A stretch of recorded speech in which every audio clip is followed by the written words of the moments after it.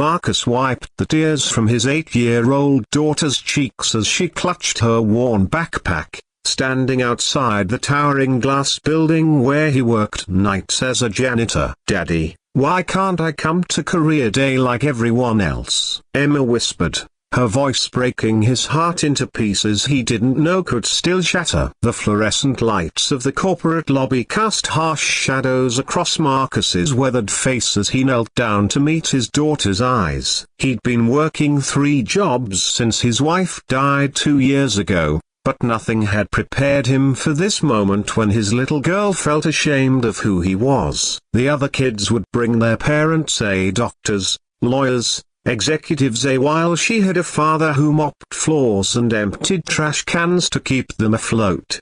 "You know what, sweetheart?" Marcus said, forcing a smile that didn't quite reach his tired eyes. "Daddy's job is important too. I keep this whole building running, just like how I keep our little family running." But as Emma walked away toward her school bus, her shoulders slumped in defeat. Marcus felt the familiar ache of not being enough. He'd given up his engineering dreams when Sarah got sick, choosing family over his future, and now he wondered if his sacrifice had been worth it when his own daughter couldn't see his value. 3 hours into his shift, Marcus was replacing light bulbs in the executive wing when he heard crying echoing from the corner office. The CEO's door was slightly ajar, and through the gap, he could see 10-year-old Isabella Hartwell sitting alone on her father's massive desk, tears streaming down her face as she stared at a crumpled school paper. Marcus hesitated. Robert Hartwell was known throughout the building as a ruthless businessman who'd fired people for breathing too loudly in meetings. But the sound of a child's sobs pulled at something deep in Marcus's chest, the same protective instinct that made him work 18-hour days for Emma. "Hey there," Marcus said softly, knocking on the doorframe. "You okay, kiddo?" Isabella looked up, startled. Her designer clothes and perfect posture couldn't hide the loneliness in her eyes, the same loneliness Marcus saw in Emma when she thought no one was looking. "I'm not supposed to talk to strangers," she said, but her voice held no conviction. "Smart rule," Marcus replied, stepping just inside the doorway. "I'm Marcus. I work here at night, keeping everything clean and safe." "What's got you so upset?" Isabella held up the paper, a school form for career day. "My dad's supposed to come talk about his job, but he's in Tokyo again. He's always somewhere else when I need him." She looked at Marcus with desperate eyes. "The other kids will think I'm weird if no one shows up." Marcus felt his heart twist. Here was a little girl with every material advantage Emma lacked, yet she was hurting in the exact same way. "What about your mom?" Marcus asked gently. "She died when I was little," Isabella whispered. "It's just me and Dad. Except he's never really here." The parallel hit Marcus like a punch to the gut. 2 single fathers, 2 hurting daughters, but opposite ends of the economic spectrum. He thought about Emma's tearful face that morning, about how she'd asked if other kids had better daddies than hers. "Listen, Isabella," Marcus said, surprising himself with what came next. What if I came to your career day just as a friend? I could talk about my job, about how every job matters." Isabella's eyes widened. "You'd do that for me? But you don't even know me." "Sometimes the most important things we do are for people we're just meeting," Marcus said. "Besides, I have a little girl about your age. I know how much these things matter." Isabella jumped down from the desk and hugged Marcus around the waist, catching him completely off guard. "Thank you," she whispered, "but I don't have any money to pay you. I only have $20 from my allowance." Marcus's throat tightened. This wealthy child was offering him her allowance, say $20 for something that should have been freely given by her father. "Keep your money,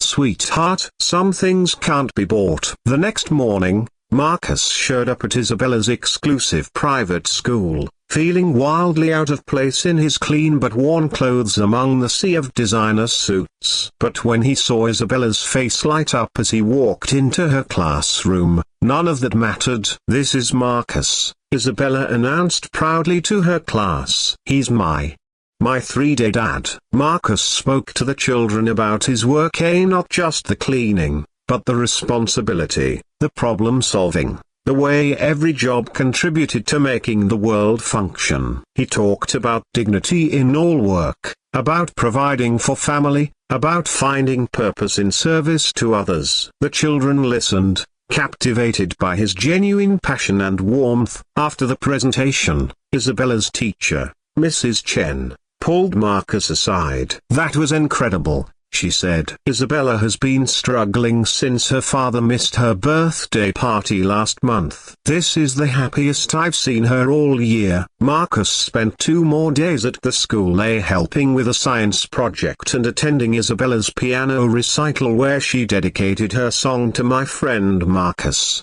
who showed up when it mattered. Each day, he saw the little girl bloom, her confidence returning as someone finally prioritized her needs. On the 3rd evening, as Marcus returned to his janitorial duties, he found Robert Hartwell waiting in his office. The man's usually perfect appearance was disheveled, his eyes red-rimmed with exhaustion and something that looked like guilt. "You're Marcus," Robert said, his voice cracking slightly. "The janitor who's been helping my daughter." Marcus straightened, preparing for confrontation. "Sir, I can explain." "No, you can't," Robert interrupted, then paused. "Actually, you can't explain it because what you did is inexplicable. Mrs. Chen called me. She told me about Career Day, about the science project, about how my daughter introduced you as her 3-day dad to everyone." Robert's hands shook as he pulled out his phone,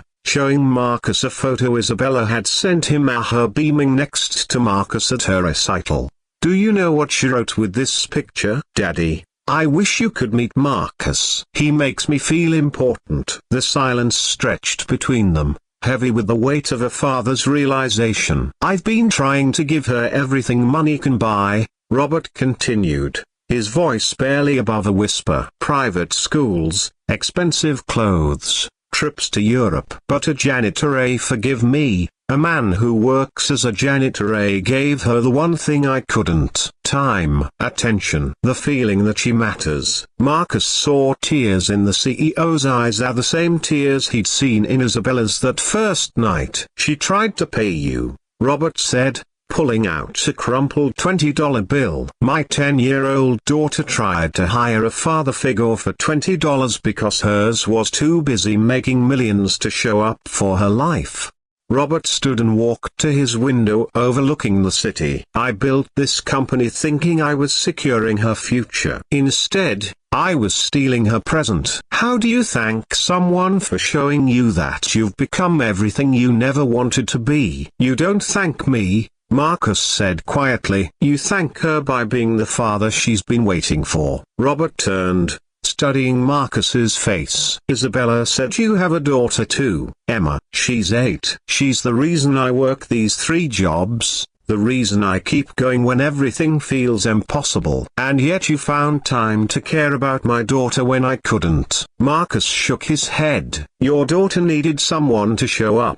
That's what parents do. We show up, even when it's hard, even when we're tired, even when we feel like we have nothing left to give." 2 weeks later, Marcus was startled to find an envelope slipped under his apartment door. Inside was a letter from Robert and a check that made Marcus's hands tremble. But more than the money, enough to pay off his debts and secure Emma's education, was the note. "Marcus, you showed my daughter that love isn't measured in dollars but in moments. You gave freely what I thought could be bought. I'm restructuring my entire life to be present for Isabella. She talks about you every day, about how you proved that showing up is the greatest gift. I'm also starting a scholarship fund in your name for children of working parents. Your kindness created ripples you'll never fully know. Thank you for saving my relationship with my daughter, and for reminding me what being a father really means. That evening, as Marcus helped Emma with her homework at their small kitchen table, she looked up at him with curious eyes. "Daddy, Mrs. Rodriguez said you helped another little girl whose daddy works too much." Marcus smiled, thinking of Isabella's last text message, a photo of her and Robert at the zoo with the caption, "My dad came home." "Sometimes, sweetheart, we help people who need what we have to give." "What did you have to give her?" Marcus pulled Emma close, breathing in the scent of her shampoo, feeling the solid warmth of his daughter in his arms. "The same thing I give you every day, baby girl. Love, time, and the promise that someone thinks you're worth showing up for." Emma hugged him tight. "I'm glad you're my daddy." As Marcus tucked his daughter into bed that night, he realized that in trying to give Isabella what she needed, he discovered something profound about his own worth. He wasn't just a janitor who cleaned buildings, he was a man who could clean up the mess that neglect leaves in a child's heart. He wasn't just working 3 jobs to survive, he was modeling for Emma what it meant to never give up on the people you love. Sometimes the most extraordinary gifts come wrapped in the most ordinary moments, offered by the most unlikely people. And sometimes, $20 and a desperate child's plea can change everything for everyone involved.